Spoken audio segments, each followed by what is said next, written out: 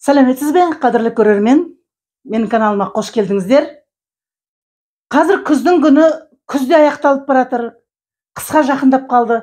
Көп қыз келіншектер қысқа дайындық жасап, неше түрлі банкада консерві, маринад дайындап жатыр. Мен де олардан қалыспайын деп, үйде бір тамақ жасағаннан қалып кеткен тәтті бұрыштың түрлері бар екен. Соларды жиып теріп бір салат көрсетейін дедім сіздерге. Ол өте оңай жасалады. Үйде не бар, соларды дайындап турап аласыз да, қазанға аз ғана май құйып қайната саласыз. Оны қысқа сақтамай да жей салуға болады. Басқа да тамақтарға тұздық ретінде пайдалануға болады.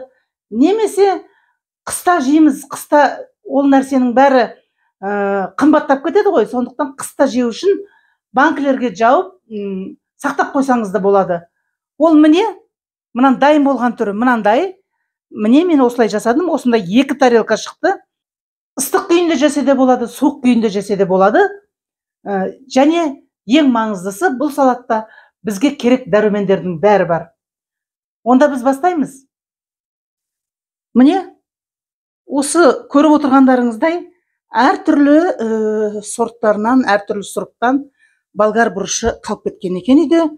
Мынау ірі 3 тал осындай ірі бұрыш, және мынандай светофор деп аталатын тәтті бұрыштан қалған 3 түйір, және осындай ұсақтау сортынан тәтті бұрыштың қызыл паприка деп аталады, қызыл тәтті бұрыш, содан қалған 6-7, мынандай 4 дана осындай жартылай ащы бұрыш холодильникте жатыңқырап қалған. Оның мынандай кішкене шіри бастаған жағын алып тастаймыз да, қалғанын ұсақтап қосып жібереміз.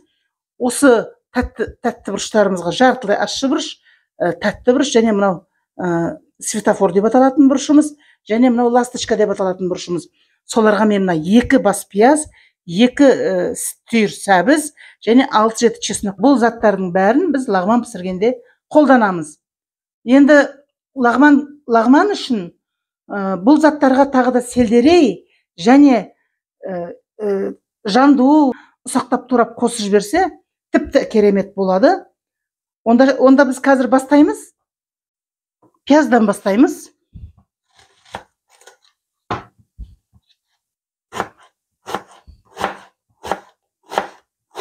Осылай 2-ге бөлеміз де, жарты пиязды осындай соломка қылып турап шығамыз. Енді сәбізді тураймыз.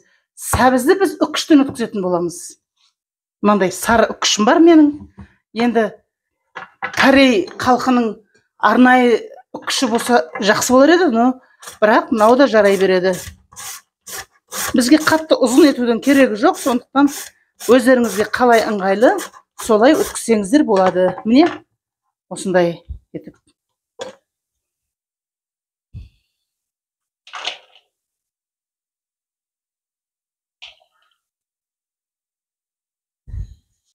Енді біртіндеп бұрыштарымызды турап аламыз.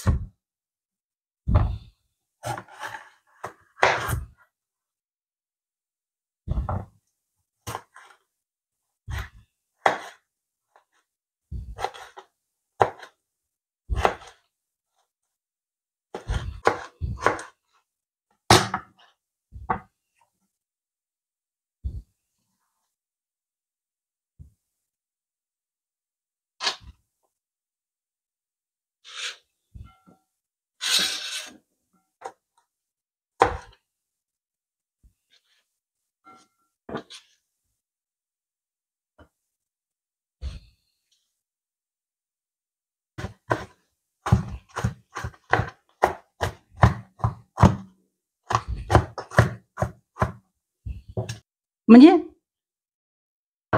турап алдық бұрыштарымызды да.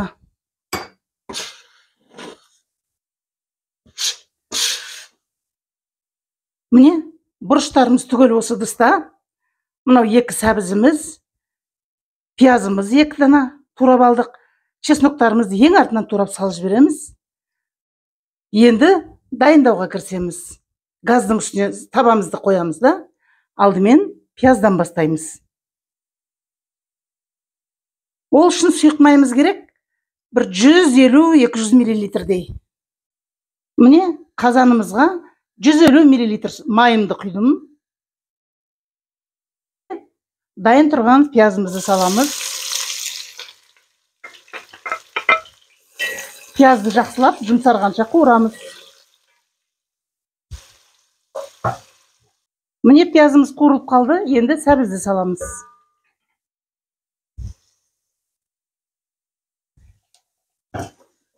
Жақсылап араластырып қоямыз. Газдың отын қатты отқа қоямыз, тез-тез қуырылғаны керек.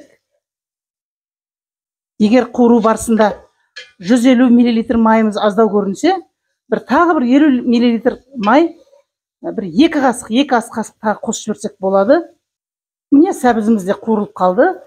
Үккіштер өткізгендіктен, жіңішке болғандықтан сәбізіміз тезірек қуырылды. Енді жаңағы дайындап қойған ащы бұрыш, тәтті бұрыш, соларды саламыз.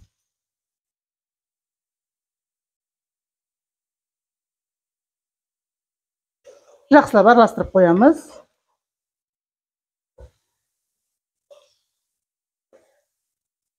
Керемет, қандай түрі әдемі.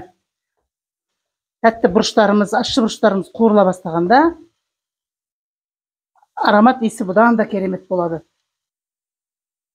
Енді қазанның астын жайырақ қоямыз орташа отқа. Сөйтіп қақпағын бір 10-15 минутқа жаба тұрамыз. Арасында қозғап тұрамыз да, қақпағын қайтадан жауып қоямыз.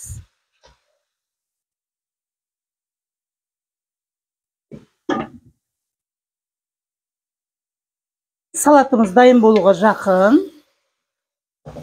Тәтті бұрыштардың аромат иісі уже шыға бастады. Енді осы жерде 2 ас қасық сұйық май құяйын дедім.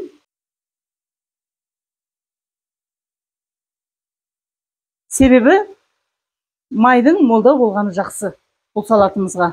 Және 1 ас қасық толтырып тұз саламыз.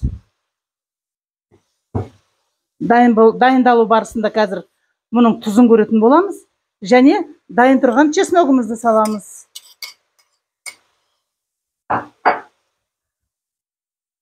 Жақсылап араластырып қоямыз.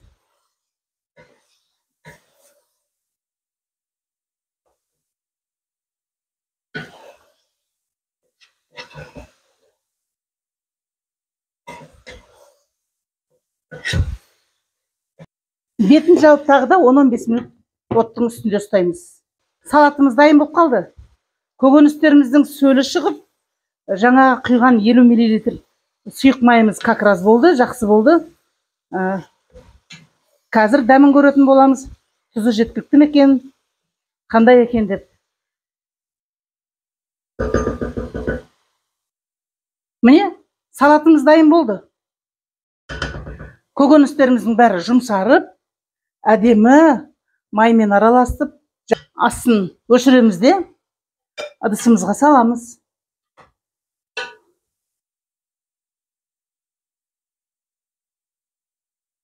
Бұл салатты қазір жейтін болғандықтан, мен оны тарелкаға салып жатырмын. Ал енді қысқа сақтаймын деген қыздар болса, бірден банкаңызды стерилизация жасап, жуып шайып, буға стерилизация жасап, банкіге жауып тастасаңыз болады. Міне, осындай дәмді салатты дайындадық. Енді көкөністеріңіз болса, аскөк, петрушка сияқты, оны да қосуға болады. Сельдерей қосуға болады. Ондай жағдайда бұл лағманға арналған тұздық ретінде де пайдаланса болады. Міне қараңыз, қандай керемет. Иісі, аромат иісі мұрынды жарып барады.